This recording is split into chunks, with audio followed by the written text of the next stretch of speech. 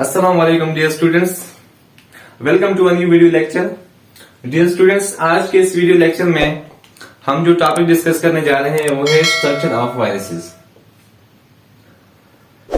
इस टॉपिक में हम जितने भी वायरसेस हैं मोस्टली उनकी जो स्ट्रक्चर होती है, उनकी जो मॉर्फोलॉजी होती है, उनके जो बेसिक कंपोनेंट्स होते हैं उनको हम डिस्कस करेंगे कि एक वायरस किस तरह बना होता है, उसके अंदर कौन कौन से कंपोनेंट्स, कौन कौन से पार्ट्स होते हैं, उनको हम डिस्कस करेंगे।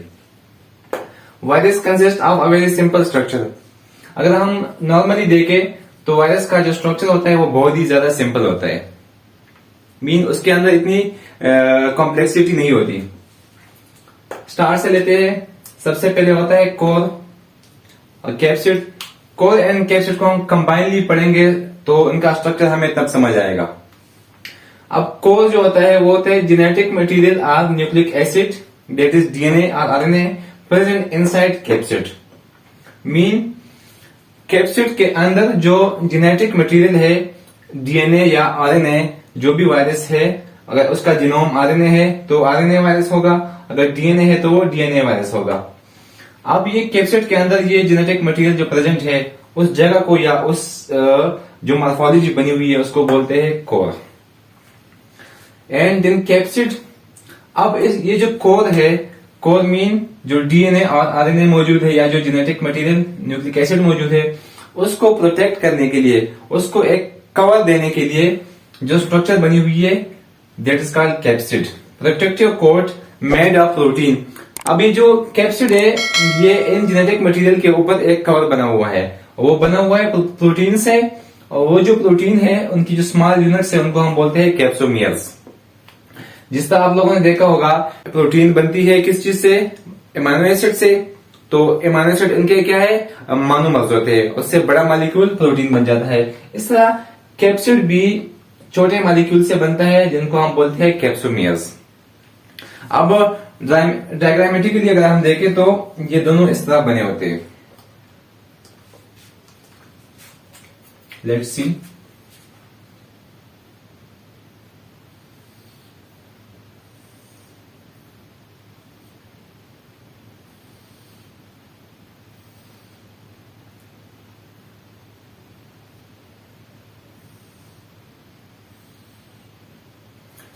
ये है हमारे पास कैप्सिड। इस कैप्सिड के अंदर यहां पे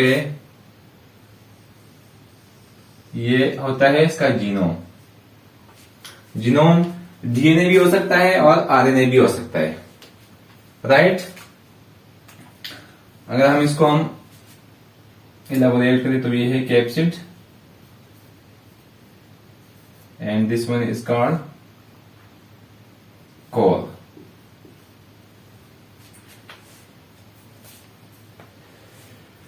अब ये जो कैप्सिड और कोर है इसको कंबाइनली हम बोलते हैं न्यूक्लियो कैप्सिड।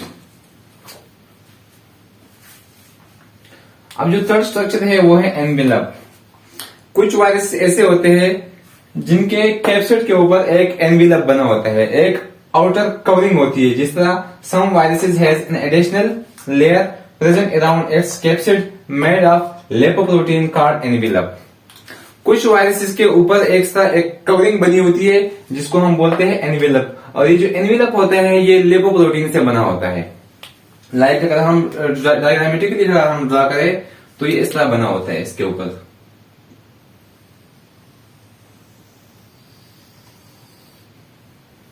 राइट। मीन जो कैप्सिड है उनके ऊपर ये आउटर कवरिंग बनी होती है, एक एडिशनल लेयर होती है जो बना होता है लिपोप्रोटीन से। इसी को बोलते हैं हम एनवेलप, राइट। अब वो वायरसेस जिसके ऊपर एनवेलप बना होता है, एनवेलप स्ट्रक्चर होती है, उनके एग्जांपल यहाँ पे कुछ लिखे हुए हैं। HIV virus, human immunity virus, influenza virus, कोविड-19 जो रिसेंटली डिस्कवर हुआ है वो virus, hepatitis A, B and C virus, they are all envelope virus. ये जितने भी वायरस है जो एग्जांपल्स है ये सारे एनवेलप वायरसेस हैं। अब ये जो एनवेलप बना हुआ है लिपोप्रोटीन से, ये लिपोप्रोटीन, ये एनवेलप, ये वायरस से आता कहां से? अब लेट्स सपोज ये वायरस, जितने भी वायरस ये एक एनिमल सेल्स को इन्फेक्ट करता है। ये एनिमल सेल हमारे पास, फॉर एग्जांपल ये एनिमल सेल है, ये एनिमल का सेल मेम्ब्रेन है। जैसे ही ये अंदर अपनी इन्फेक्शन काज करके सब प्रोसेस कंप्लीट करके इसके सेल मेम्ब्रेन से बाहर निकलता है ये वायरस पार्टिकल, तो जो एनिमल सेल होता है वो बना होता है लिपिड बाइलेयर से। तो यहां से ये गेट करता है ये एनवेलप या लिपोप्रोटीन जो लेयर है, ये वायरस यहां से गेट करता है ये एनवेलप, राइट। अब इसका फंक्शन क्या है? फंक्शन इसका ये है एनवेलप का वायरस के लिए कि the virus get rid of from immune system of host from which envelope is taken.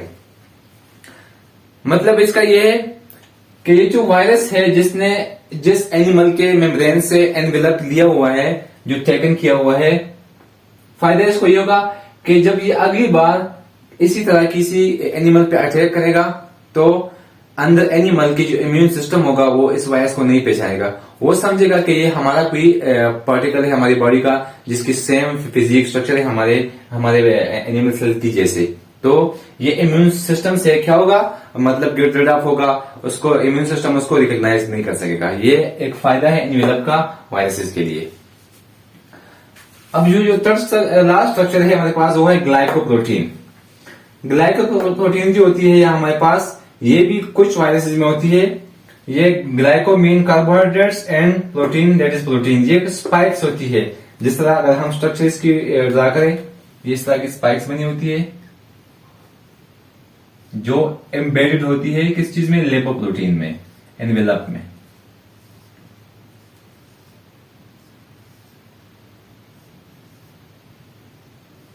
Like this type of spikes, they are called glycoprotein. Some viruses having glycoprotein. और इनका function क्या है कि help them to enter to host body. जो host body पे ये virus attack करेगा तो एंट्री के टाइम में इनको हेल्प करती है कि जिस तरह एंट्री हो सके। एंट्री के क्या, इसका क्या मतलब है, किस तरह इसकी एंट्री होगी? क्योंकि ये जो पार्टिकल है हमारे पास, ये जो स्पाइक्स है, ये जाके अटैच होते हैं और ये रिकॉग्नाइज करते हैं एक स्पेसिफिक होस्ट को कि इनको कहां पे अटैच होना है। That recognition of host and attachment and specific host recognition ये करते हैं। जस्ट लाइक लॉक एंड की मॉडल जो होते हैं हमारे पास। लॉक एंड की मॉडल की एग्जांपल हम यहाँ पे इसलिए दे रहे हैं कि ये ग्लाइकोप्रोटीन एक वायरस को इतना स्पेसिफिक बनाती है कि ये खास एक स्पेसिफिक होस्ट, एक स्पेसिफिक लोकेशन पे जाके अटैच होती है। जिस तरह अगर हम एग्जांपल लें just like hepatitis C virus की, हेपेटाइटिस सी वायरस की जो अटैचमेंट साइट है वायरस की वो है लीवर, कि वो लीवर पे अटैक करता है। अब ये जो हेपेटाइटिस सी वायरस है, इसके ऊपर जो स्पाइक्स बने हुए हैं वो किसी और सेल को किसी और सेल पे अटैक नहीं कर सकते। जिस लाइक अगर हम लंग्स के सेल ले ले या कोई रिस्पायरेटरी ट्रैक के किसी और सेल को ले ले या किसी और जगह के ले ले, तो उन पे ये अटैक नहीं कर सकता, क्योंकि इसकी स्पेसिफिसिटी ये बनाई गई है ग्लाइकोप्रोटीन ने कि ये इन्फेक्ट कर सकता है कहां पे, जस्ट लीवर में। होपफुली आपको यहां तक लेक्चर समझ आ गया होगा। तब तक के लिए आपसे इजाजत चाहते हैं। अल्लाह हाफिज।